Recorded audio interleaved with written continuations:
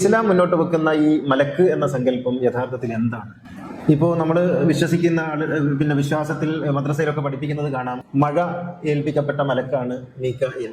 ഇടി, മിന്നൽ, കാറ്റ് ഇതൊക്കെ മീകായിലിന്റെ ദൗത്യമാണ് എന്ന് പറയും. വഹി എത്തിച്ചു കൊടുക്കൽ ജിബ്രീലിന്റെ ദൗത്യമാണ് എന്ന് പറയും. റൂഹിനെ പിടിക്കലാണ് ഇസ്രായേലിന്റെ ദൗത്യം, സൂറിൽ ഊതലാണ് ഇസ്രാഫീലിന്റെ ദൗത്യം എന്നൊക്കെ പറയും. ജിബ്രീൽ എന്ന പേര് ഖുർആൻ പറയുന്നുണ്ട്, മീകായിൽ എന്ന പേരും ഖുർആനിൽ കാണാം. മറ്റു പേരുകളൊന്നും ഖുർആനിലില്ല. ചില ഭീകരമായ പേരുകളും നൽകിയിട്ടുണ്ട്. ഇപ്പൊ മുൻകർ നക്കീർ എന്ന പേര് നമുക്ക് ചില ഹദീസ് കിതാബുകളിലും അതുപോലെ അതിന്റെ വിശദീകരണങ്ങളിലൊക്കെ കാണാം. മുൻകർ നക്കീർ എന്ന പേര് നല്ല പേരല്ല, അത് ഭീകരനെന്നും വെറുക്കപ്പെട്ടവനെന്നൊക്കെയാണ് അതിന്റെ അർത്ഥം. അങ്ങനെ ഭീകരനെന്നും വെറുക്കപ്പെട്ടവനെന്നൊക്കെ പേര് നൽകിയിട്ടുള്ളത് ഏതോ കാലത്ത് ആരുടെയോ ഭാവനയിൽ വിരിഞ്ഞ ഒരു സങ്കല്പത്തിൽ നിന്നാകാം. അപ്പൊ അങ്ങനെയും പേരുകൾ നൽകിയിട്ടുണ്ട്. ഏതായാലും മാലാഖമാർ വിശുദ്ധരാണ് എന്നതോടൊപ്പം തന്നെ ഇസ്ലാം മാലാഖമാരെ കാണുന്നത് ഈ ലോകത്തിന്റെ ചലനങ്ങൾ സാധ്യമാക്കുന്ന ഊർജത്തിന്റെ വ്യത്യസ്തങ്ങളായ പ്രവാഹങ്ങളായിട്ടാണ്.